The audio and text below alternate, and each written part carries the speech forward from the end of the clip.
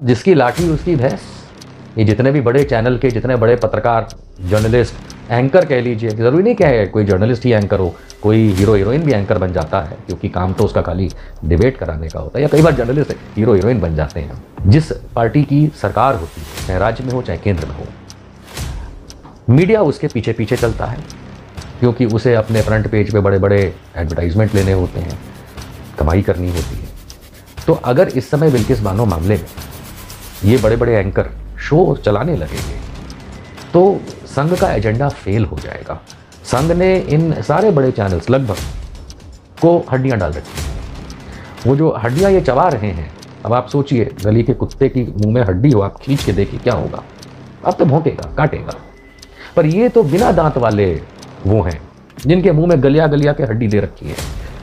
कल को सरकार बदल जाएगी, ये कहीं और हड्डी चबाने लगेंगे।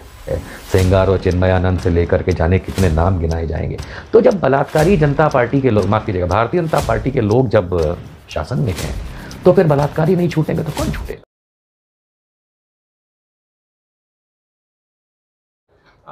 एक अभी और नया मुद्दा जो है उस पर हम बात कर लेते हैं। बिल्किस बानो का जो रेप हुआ था, उसके बाद उसके पूरे परिवार की हत्या कर दी गई थी, और वो मामला में जो लोग थे उनको सज़ा भी हुआ था और वो जेल से बाहर भी आ गए थे। अभी जो ताज़ा खबर सामने निकल करके आ रही है कि उसको जो छोड़ा गया था उसमें कि राज्य सरकार भी शामिल थी और केंद्र सरकार भी शामिल थी। तो आप इस घटनाक्रम को कैसे देख रहे हैं? देखिए, शुरुआत में ये बात बाहर निकल के नहीं आई थी, लेकिन अंततः ये बात निकल के आई, क्योंकि माननीय सुप्रीम कोर्ट का एक सवाल था, जब इस मामले के ऊपर सवाल किया गया था। पर ये मैं उसी दिन समझ गया था जब उन 11 गुनहगारों को, बिल्किस बानो के गुनहगार कहें या बलात्कारी कहें या देश के कानून के गुनहगार कहें, क्योंकि कानूनन सज़ा थी बलात्कार की उनको, मर्डर की। तो इन 11 बलात्कारी गुनहगारों को जब रिहा किया गया था तो पहले ये समाचार चला कि राज्य सरकार ने छोड़ दिया। लेकिन स्वाभाविक सी बात है, सीबीआई का इन्वेस्टिगेटेड मैटर था, जो कि केंद्रीय अन्वेषण ब्यूरो जो है वो केंद्र सरकार तो नहीं, लेकिन इंडिपेंडेंट एजेंसी है जो कि केंद्र सरकार से संबंध रखती है। तो जो सेंटर की एजेंसी थी सीबीआई, उसका मामला था, तो उससे पूछे बिना अथवा केंद्र सरकार की सहमति के बिना तो राज्य सरकार ने नहीं छोड़ा होगा, क्योंकि उसमें नियम होते हैं कि जब आप छोड़ते हैं तो किस किस से आपको रजामंदी लेनी होती है। तो मैं तो उसी दिन समझ गया था कि केंद्र सरकार ने इसमें रजामंदी दी होगी। लेकिन अब क्योंकि ये बात पब्लिक में आई है, जब से सुप्रीम कोर्ट में हलफनामा पेश किया है गुजरात सरकार ने, जिसमें साफ किया है कि केंद्र की सहमति थी, तभी तो उन्होंने भी किया। अब इसमें ऐसा है साहब कि जब आप बंदर चुनोगे तो तमाशा ही देखने को मिलेगा। हाँ, बंदर चुने हैं तो तमाशे ही देखने को मिल रहे हैं। जब गुनहगार छोड़े जा रहे हैं, सडनली साध्वी प्रज्ञा जैसी, साध्वी कहना तो बुरा है, वो प्रज्ञा, वो जो भोपाल की एमपी है भाजपा की, इनके जैसे लोगों को एकदम फ्री कर दिया गया है। सेंगार और चिन्मयानंद से लेकर के जाने कितने नाम गिनाए जाएंगे। तो जब बलात्कारी जनता पार्टी के लोग, माफ़ कीजिएगा, भारतीय जनता पार्टी के लोग जब शासन में हैं, तो फिर बलात्कारी नहीं छूटेंगे तो कौन छूटेगा? क्या लगता है इस मतलब ये जो फैसला आया उनको छोड़ने का ऐसे वक्त पे आया है कि गुजरात में चुनाव होने वाले, तो क्या लगता है कि गुजरात के चुनाव को ध्यान में रख करके इस तरह के फैसले लिए गए हैं? देखिए साहब, मेरा गुजरात का अनुभव 30 सालों का है, 30 ईयर्स। मेरा मेन अभी भी ठिकाना जो है रहने का वो अहमदाबाद है। मैं आपको एक बात बताऊं, गुजरात के लोग बलात्कारियों को पसंद नहीं करते। तो यदि कोई भी ये सवाल करता है कि क्या गुजरात के आने वाले आगामी चुनाव 2022 को मद्देनज़र रख के क्या बलात्कारियों को छोड़ा गया है, तो ये सोचने वाला तो फिर माफ़ कीजिएगा, गुजरातियों को इंसल्ट कर रहा है।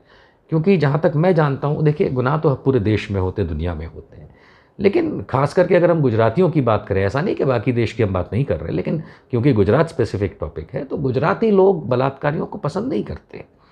और अगर आम इंसान बलात्कारियों को पसंद नहीं करता है, तो फिर इन 11 लोगों के छूटने से तो कोई नई ऊर्जा तो आएगी नहीं। उल्टा लोग ये सोचेंगे कि कितने गंदे हैं बलात्कारी जनता पार्टी के लोग, के गुनहगारों को छोड़ रहे हैं। तो ये मानना कि ऐसे इन गुनहगारों को छोड़ने से कोई जनता के अंदर ऊर्जा आएगी, तो वो तो वहीं आ सकती है जहाँ रावण राज हो और राक्षस रहते हो। हमारे देश में ऐसा नहीं होता।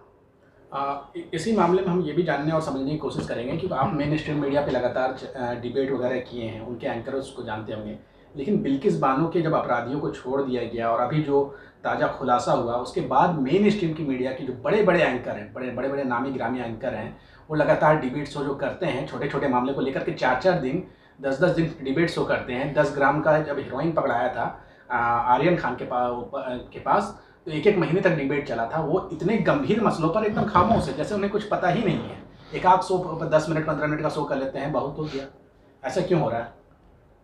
अब जिसकी लाठी उसकी भैंस। ये जितने भी बड़े चैनल के, जितने बड़े पत्रकार, जर्नलिस्ट, एंकर कह लीजिए, ज़रूरी नहीं क्या है कोई जर्नलिस्ट ही एंकर हो, कोई हीरो हीरोइन भी एंकर बन जाता है, क्योंकि काम तो उसका खाली डिबेट कराने का होता है, या कई बार जर्नलिस्ट हीरो हीरोइन बन जाते हैं। तो इस समय जितना भी मीडिया, और मैं इस समय की बात नहीं करूँगा, मैं आप लोगों को एक बात छोटी सी बता दूँ, कुछ लोगों को शायद अच्छी ना भी लगे। जिसकी लाठी उसकी भैंस। जिस पार्टी की सरकार होती है, चाहे राज्य में हो चाहे केंद्र में हो, मीडिया उसके पीछे पीछे चलता है, क्योंकि उसे अपने फ्रंट पेज पे बड़े बड़े एडवर्टाइजमेंट लेने होते हैं, कमाई करनी होती है। तो अगर इस समय बिल्किस बानो मामले में ये बड़े बड़े एंकर शो चलाने लगेंगे तो संघ का एजेंडा फेल हो जाएगा। संघ ने इन सारे बड़े चैनल्स लगभग को हड्डियां डाल रखी हैं। वो जो हड्डियां ये चबा रहे हैं, अब आप सोचिए, गली के कुत्ते की मुंह में हड्डी हो, आप खींच के देखिए क्या होगा। अब तो भौंकेगा, काटेगा। पर ये तो बिना दांत वाले वो हैं जिनके मुंह में गलिया गलिया के हड्डी दे रखी है। कल को सरकार बदल जाएगी, ये कहीं और हड्डी चबाने लगेंगे।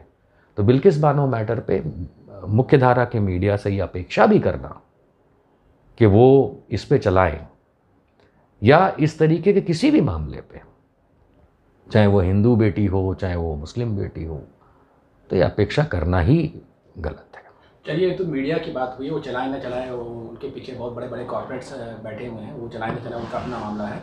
लेकिन बहुत सारी राजनीतिक पार्टियां हैं और उनके बड़े नेता जो हैं इस मामले पर बोलने से बच रहे हैं। हालांकि राहुल गांधी ने बहुत तीखा हमला किया है ट्वीट करके इस मामले को लेकर के, लेकिन बहुत सारे राजनीतिक पार्टियां हैं जो खामोशी इख्तियार कर लिए हैं या फिर अपने जो मुख्य चेहरे हैं उनको छोड़ करके दूसरे प्रवक्ताओं से स्टेटमेंट दिलवा रहे हैं ट्विटर पर, वो भी ट्विटर पर। तो इसको आप कैसे देख रहे हैं? उसमें आम आदमी पार्टी का भी नाम आ रहा है, जो गुजरात में इतने जोर शोर से चुनाव लड़ रही है, और गुजरात का ही ये मामला है, और आम आदमी पार्टी एकदम पूरी तरीके से खामोश नजर आ रही है। अरविंद केजरीवाल हो, मनीष सिसोदिया हो, या अन्य जो उनके पार्टी के लोग हैं, वो एकदम ही खामोश नजर आ रहे हैं इस पर। देखिए, आपके सवाल को मैं अलग तरीके से सिंप्लीफाई करूंगा। देश में 3 तरीके के राजनीतिक दल हैं। एक है यूपीए, यानी कि कांग्रेस और कांग्रेस के सहयोगी। एक है एनडीए, यानी भाजपा और उसके सहयोगी। और फिर एक है जो अलग अलग थलग थलग पड़े हुए हैं, जो किसी भी एक साथ नहीं है। अब भारतीय जनता पार्टी और उनके सहयोगियों से ऐसे सवाल के बदले में कोई जवाब की अपेक्षा करना तो गलत है, क्योंकि वो तो उन किसी में दम नहीं होगी कि कोई कुछ बोल पाए। देश में कहीं भी किसी बिटिया का बलात्कार हो जाता है तो स्मृति ईरानी से लेके हेमा मालिनी सब लॉलीपॉप चूसते हुए अपने अपने घर पे बैठी रहती हैं। मीठा मीठा लॉलीपॉप होता है, बोल नहीं पाती हैं। कांग्रेस और उसके सहयोगी इस समय राष्ट्रीय लेवल पे विपक्ष में है, तो वो ज़रूर इस बात को बात करेंगे। जो विपक्ष में होता है वो सवाल उठाता है।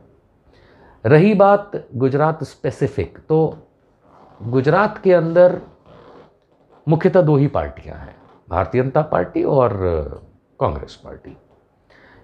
गुजरात के पिछले 40-50 साल का अगर आप इतिहास, राजनीतिक इतिहास निकाल के इलेक्टोरल और चुनावी इतिहास देखेंगे, तो कभी भी वहाँ तीसरा फ्रंट या तीसरा दल नहीं उठ पाया।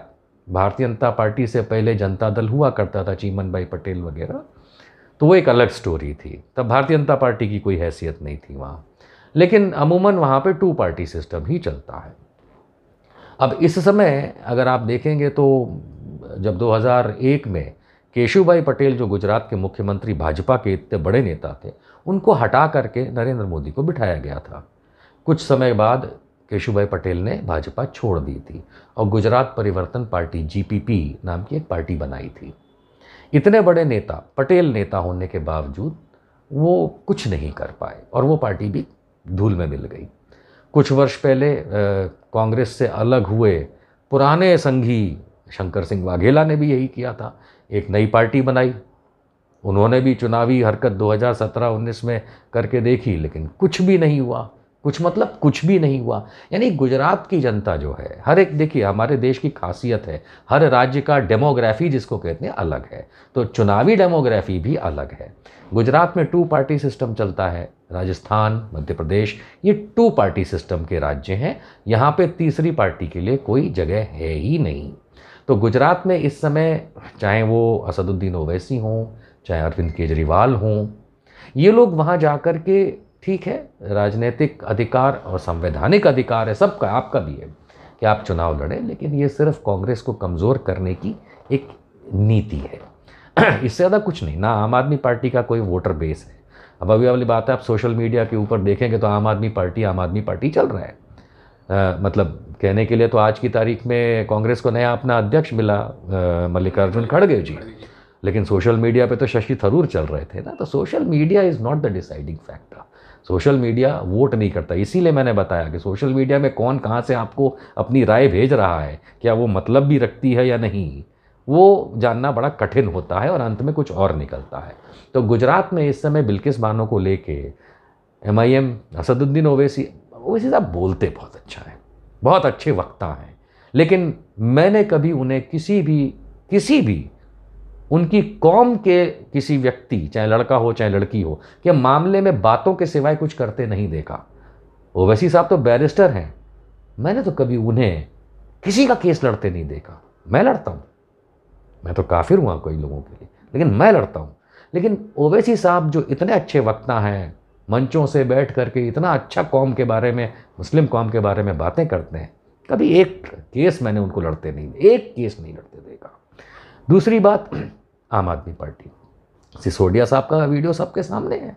उन्होंने तो कह दिया कि हमें तो भाई धर्म से कोई मतलब नहीं है ना, जिसको मतलब हो वो करे। नहीं, वो शिक्षा विक्षा तो बेकार की बातें हैं, क्योंकि दिल्ली में शिक्षा का स्तर कम कर दिया इन्होंने, दिल्ली में एक नया स्कूल नहीं बनाया इन्होंने, दिल्ली में एक नया कॉलेज नहीं बनाया इन्होंने। शिक्षा की तारीफ होती है ना, इनके शिक्षा मॉडल की तारीफ हो रही है। कौन करता है? मीडिया पे तो यही दिखता है। कौन करता है? मीडिया पे दिख रहा है। किसका मीडिया है? समझ रहे हैं? तो मीडिया में क्या दिखता है, वो क्या दिखा, यानी इस देश में जब से भारतीय जनता पार्टी 2014 में चुन के आई है, एक ही एजेंडा पे चल रही है, वो है कांग्रेस मुक्त भारत। वो आज 8 वर्ष के बाद भी कांग्रेस मुक्त भारत तो बहुत दूर की बात है, वो हिला भी नहीं पाई कांग्रेस को। इनफैक्ट धीरे धीरे कांग्रेस स्ट्रांग होती है। कई लोग कहेंगे कि इतना तो बुरा परफॉर्म किया, तो भाई अटल बिहारी वाजपेयी के 2004 में हारने के बाद 2009 और उसके आजू बाजू देखिए भारतीय जनता पार्टी ने कितना बुरा परफॉर्म किया था। तो परफॉर्मेंस हर 10-15 वर्ष में बदलती रहती है, ये कोई मापदंड नहीं है कि आप किसी पार्टी को खारिज कर देंगे। लेकिन अरविंद केजरीवाल और मनीष सिसोदिया इस समय सिर्फ रुपया बनाने के लिए गुजरात में, और पहली बार नहीं है, ये मैं क्लियर कर दूँ। अरविंद केजरीवाल पहली बार गुजरात आए थे एज अ पॉलिटिकल एंटिटी 2014 में। 2014 के लोकसभा चुनाव गुजरात से आम आदमी पार्टी ने लड़े, 2017 के विधानसभा चुनाव आम आदमी पार्टी ने गुजरात में लड़े, 2021 के कॉरपोरेशन और बाकी चुनाव, पंचायत चुनाव इन्होंने लड़े, उससे पहले माफ़ कीजिएगा 19 के अंदर ये लोकसभा वहाँ से चुनाव लड़ चुके हैं आम आदमी पार्टी। तो आम आदमी पार्टी गुजरात में नई नहीं है, 8-9 साल से चल रही है, लेकिन अभी तक उनका रिजल्ट क्या है? कुछ भी नहीं। वहाँ पे वो थोड़े बहुत अगर कहीं कॉरपोरेटर जीत जाते हैं तो पॉलिटिकली पिरामिड सिस्टम में एक सीट भी नहीं बनती है, छितराए हुए जीतते हैं। तो ये समझते हुए वो बेचारे शिक्षा विक्षा की बात कर रहे हैं, जो कि दिल्ली में पूर्ण हो चुकी है। रही बात, बहुत लोग कहते हैं, जैसे आप सोशल मीडिया की बात करें, कमेंट करते हैं कि आम आदमी पार्टी को सारे मुसलमान वोट करेंगे। आम आदमी पार्टी को दिल्ली दंगे 2020 में जिस तरीके से दुत्कारा था आम आदमी पार्टी ने मुसलमानों को, वही नतीजा हुआ कि उत्तर प्रदेश के अंदर लगभग हर जगह ज़मानत गई उनकी, वरना शायद एक आध सीट मिल भी जाती। इस समय जो उत्तर प्रदेश के विधानसभा चुनाव हुए उसके अंदर क्या मिला आम आदमी पार्टी को, जबकि वो दिल्ली से सटा हुआ मेरठ, गाजियाबाद, साहिबाबाद, नोएडा सब कुछ है, सब जगह ज़मानत जब्त हुई। क्योंकि ये गेम खेलना कि अरविंद केजरीवाल जय श्री राम बोलेंगे, यानी कि संघी नारा लगाएंगे, और मनीष सिसोदिया आकर के कहेंगे हमें किसी धर्म से मतलब नहीं जब मुसलमान की बात होगी। तो गुजराती जनता बहुत होशियार है, वो जानती है कि 2001 से लेकर 2022 तक जिस तरीके से भारतीय जनता पार्टी की विधानसभा में चुनाव दर चुनाव सीटें कम हुई, भले ही मोदी का कद बढ़ाओ राष्ट्रीय लेवल पे, लेकिन बीजेपी की सीटें चुनाव दर चुनाव कम हुई। अब इस बार बाहर जाने के